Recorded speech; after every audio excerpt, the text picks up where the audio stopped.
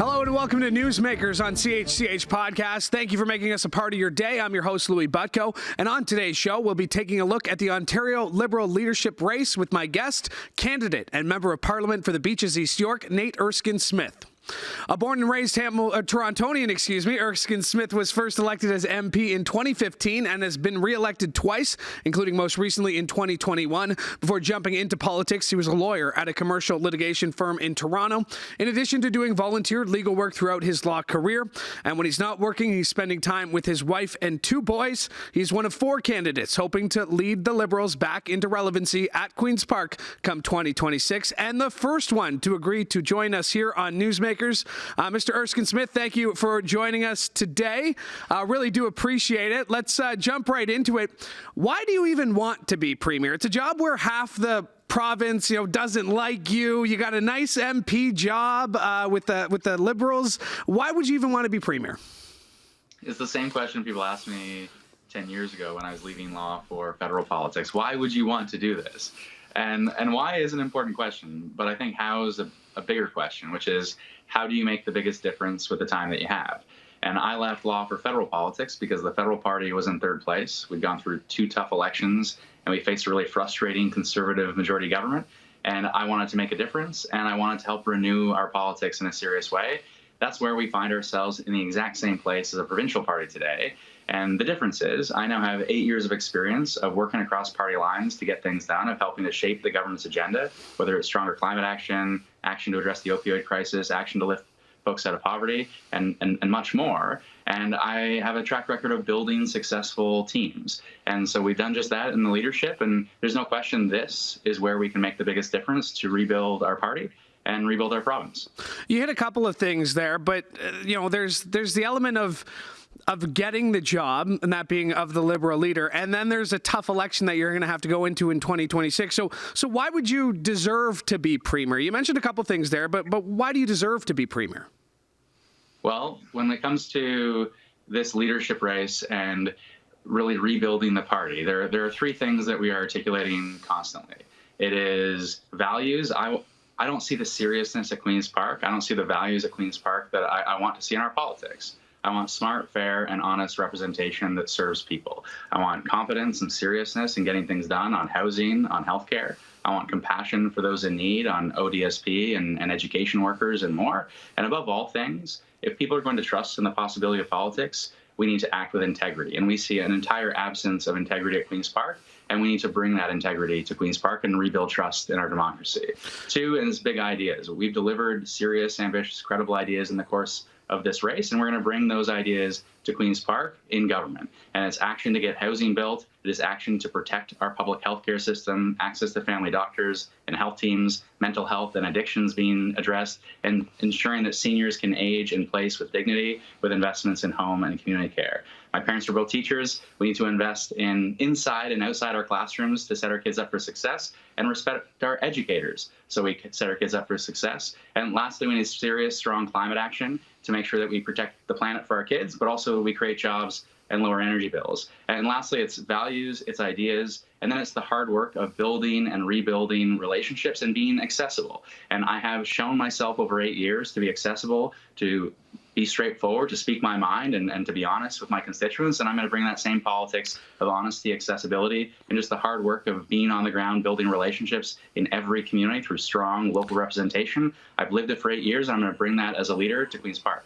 Now, speaking of Queen's Park, every day it seems like there's a new development in the Greenbelt scandal. Every day it seems like the NDP is trying to move past the Sarah Jama issue after removing her from caucus. Is it frustrating being on the outside looking in as a member of federal parliament that at Queen's Park, you don't have much of a voice yourself at all, and the Liberals don't have much of a voice? How frustrating is that when you're trying to run a Liberal leadership campaign? Honestly, it's not a frustration in the sense that we deserve better. I think people, when they watch what's going on at Queen's Park, it's the corruption around the Greenbelt. It is the the NDP tripping over themselves as they implode in their own way, and instead of holding the government to account as it should be held to account. And yeah, sure, there are frustrations, but I want better. So many people want better. And if you want better, the answer is participation. And we have an opportunity right now in this leadership to really renew our party in a serious way, to set a progressive direction for our party. We have to, as Liberals, make sure that we are principled, we are progressive, and we maintain a passion about change and rebuilding not only our party, but our politics. And as I say, if you want better, the answer is participation. And here's an opportunity for everyone to participate and build a better province. Now, you mentioned everyone participate. Can you explain how the Liberal leadership race is being run? I know that there were some changes that were made, one vote, one person. How do you plan on winning this nomination? So I wish I could tell you all of your listeners should join the Ontario Liberal Party today and vote. But the deadline to become a member has passed. So there are over 100,000 members. We've rebuilt the party in a serious way all across this province. And those members will have an opportunity to decide at the end of November, casting their ballots. There are 4 of us in this race. It's a ranked ballot. And every riding is worth 100 points. So whether a riding has 100 members or whether a riding has 4,000 members, each riding is of equal weight. And we have crisscrossed the province. We've built a serious team in Northern Ontario and Southwestern Ontario and everywhere in between. And we're just going to relentlessly continue to build those relationships and connections. And I think continue to emphasize that we need to set the right direction for our party in order to beat Doug Ford. That I don't think we are likely to beat Doug Ford if we are right of center. I don't think we're going to attract swing voters from the NDP and the Green Party if we aren't credible on housing and credible on the Greenbelt and credible on defending public health care and education. And so I do think there's a choice here in our leadership to determine what direction we want for our party, what kind of leadership we want for our party. And if we choose the right direction, we set ourselves up to win. You mentioned right center, and you mentioned this race, and you say right center, people are immediately going to jump to Bonnie Crombie, who seems to be a little bit more right center than you are or your fellow candidates. People might look at that and say, well, the PCs are still so strong in the polling numbers. Why wouldn't it make sense to go with someone more right center? What would you tell to those people? I would say I've lived this federally for 3 election cycles. That there was real frustration with Stephen Harper, and rightly so. I was frustrated with Stephen Harper and sort of the cynical government that we saw in the lead up to 2015. And I got involved. As I say, if you want better, you get involved and you participate. And that election was really a progressive primary. It was uncertain at the outset of that election whether it was going to be the Liberal Party or the NDP that was going to be the credible, serious, progressive alternative to the frustrating Conservative government. And we are going to face the very same question in the next election. It's going to be a change election. People are going to want to see the end, rightly so, of this Ford government, the incompetence, the lack of compassion, the lack of integrity. But the question is, which party? We have 3 not Doug Ford parties in this province. And in the last election, Ontario Liberals were not Doug Ford, the choice is yours. And people weren't given a reason to vote for us in a serious way. Well, we have to give people a reason to vote for us. And yes, there will be progressive Conservatives who are mad about action on the Greenbelt, mad about the lack of integrity and the corruption. And I've got a track record of speaking my mind. I've got a track record of integrity and strong local advocacy. I'm going to bring that same politics to Queen's Park. And yeah, we're going to earn support from progressive Conservative-minded voters who are frustrated with the broken democracy at Queen's Park. But we need to win the progressive primary. We need to make sure that swing voters between the NDP, the Greens, and the Liberals, they see us as the credible progressive alternative. And we need to make sure that we motivate progressive voters to get out and vote. And we aren't going to motivate them with an unambitious, right-of-center, status quo approach to politics. We're going to motivate them by articulating that politics is the most important way to make a difference in the lives of those around us. And we are going to deliver ambitious, serious, and credibly costed ideas on housing, climate, healthcare, education, and more. I want to talk about another one of your fellow candidates. Ted Hsu is currently the only person in the race who has a seat in provincial parliament. Why are you more qualified than him to take on this mantle? Ted is great. And if he was the leader, I would work very hard to support Ted. I don't think having a seat at Queen's Park is the best argument to elect a leader because there are only 9 seats that we hold at Queen's Park.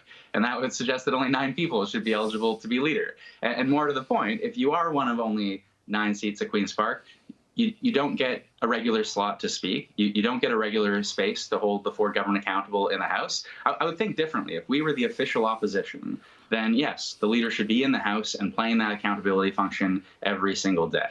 But when you're in third place, when you only have 9 seats, the job of the leader is to be in every single community across this province, small and large, from Hamilton to Windsor to Sault Ste. Marie, rebuilding this party in every corner of the province and rebuilding an active presence in those relationships that we're missing and that we've let fray and that we've let deteriorate over the last 20 years.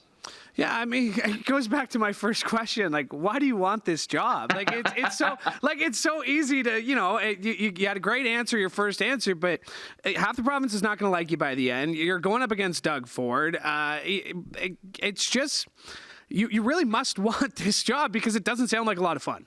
It is a bit of madness. My wife's doing her PhD at U of T in nutrition. I've got a 7-year-old and a 3-year-old. I love being the member of parliament for Beaches East York, and I could go back to law, and my friends all laugh at me for leaving money on the table in law already, doing federal politics. You're leaving even more on the table if you pursue provincial politics. But at no point in my life are we going to see an opportunity to rebuild our politics in such a serious way? And yes, having only 9 seats at Queen's Park is a massive challenge, but it's a huge opportunity to shape our politics as we want it to be. And that's why I got involved, to make that difference and to rebuild trust in our democracy and to rebuild our politics to deliver serious leadership. I just am so frustrated. Serious people don't want to join politics. They don't want to give up pay. They don't want to give up privacy. They don't want to give up their family. And I get it. So we have to build a politics that is serious. We have to build a politics that is going to be substantive and make our politics about ideas, deliver authenticity and integrity, and more than anything, deliver strong local representation, empower communities by empowering their parliamentarians and their representatives. Because those serious people aren't going to join politics if they don't get to keep their own voice on behalf of their home communities. And that's the kind of politics that I want to build. How do you get more people to vote? We've seen voter turnout. The numbers have been discouraging, under 50%. There's voter fatigue, municipal, federal, provincial, especially when they're all close together. You have the benefit of a set election date, a few years away, albeit, but you have the benefit of a set election, knowing when it's going to happen. How do you motivate voters, particularly young voters who could make the difference for you, for another candidate, for another party? Because that seems to be the challenge. And if somebody can crack that 18 to 34, block of voters, it seems like you'd have a lot of success. Easier said than done, though. Yeah, there's no perfect answer to this, but I would offer 3 different answers, okay? So first, it's about the ideas that you want to deliver on. And there are particular ideas, especially around housing and especially around climate, that we need serious ambition around. So if we aren't going to be a party that's going to build things and get housing built and remove all barriers to getting housing built, we get governments back in the game on non-market housing, to treat housing as a home first and an investment second.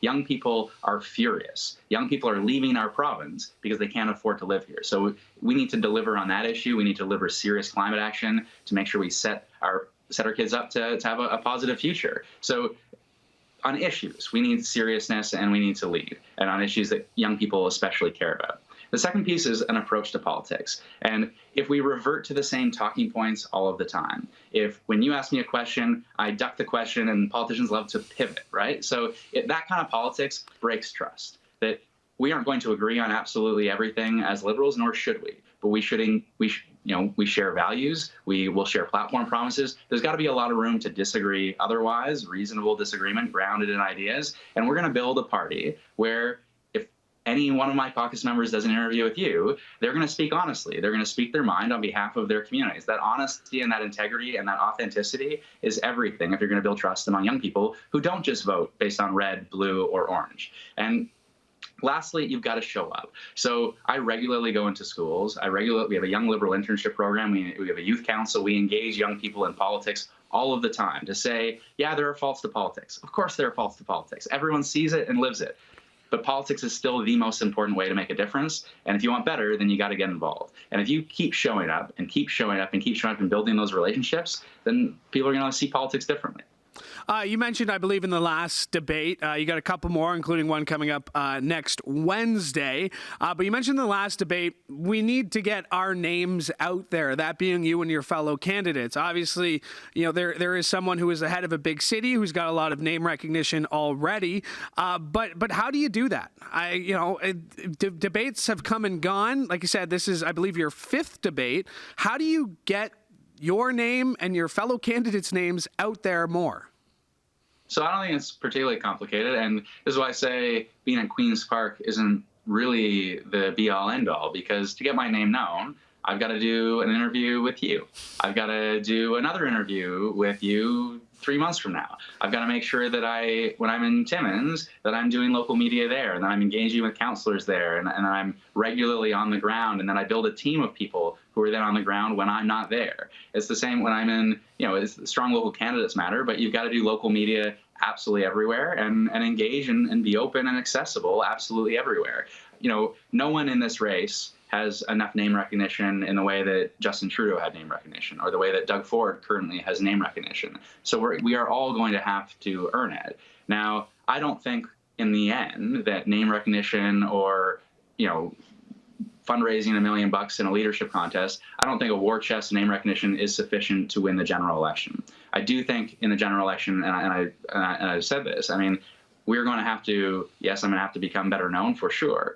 But more than anything, the approach to politics is going to really matter. Building that trust in our politics is going to really matter. Attracting a team of people who want to run with us is going to really matter, who want to make a difference alongside us is going to really matter. And leaders matter more than they should. I get it. And so we're going to work relentlessly to become known and to be in every community. But that team that we are going to build is incredibly important too. And we are relentlessly building that team absolutely everywhere so that we do have an active presence in every corner of the province.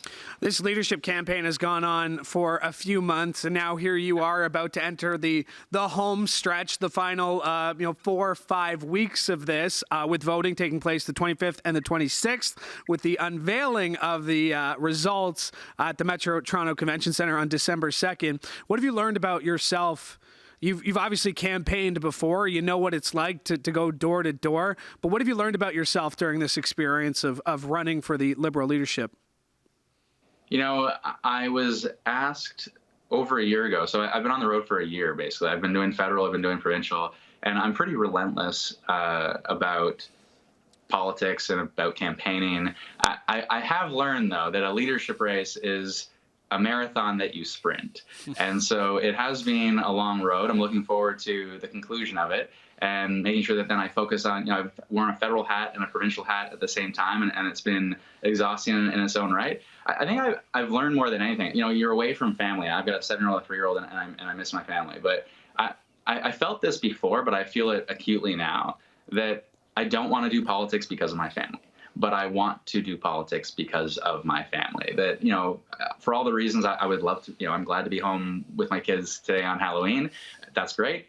But I am going to miss them when I'm on the road next week in Ottawa. And yet, despite missing them, I know that I'm doing the right thing in order to serve them and to serve all young people by making sure we build a better province for them. And so, I knew that going in, but I feel that much more acutely now.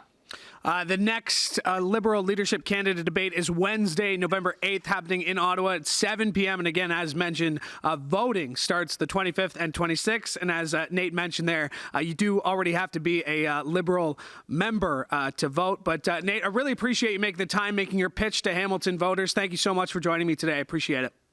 Thanks so much. And if people are not a member but they want to help out, they can always volunteer and head to meetnate.ca. Anyway, thanks so much. No problem. Thanks, Nate. My thanks to Nate Erskine-Smith for joining me today, and my thanks to you as well, because we could not do this show without your support. Make sure you like and subscribe however you found us on CHCH Podcasts, wherever you get your favorite podcasts, or you can go to chch.com/podcast to find all our past episodes and any upcoming new episodes. My thanks to Mike Corsten for directing today's show. And once again, my thanks to you. From all of us here at CHCH, I'm Louie Butko. Have a great day.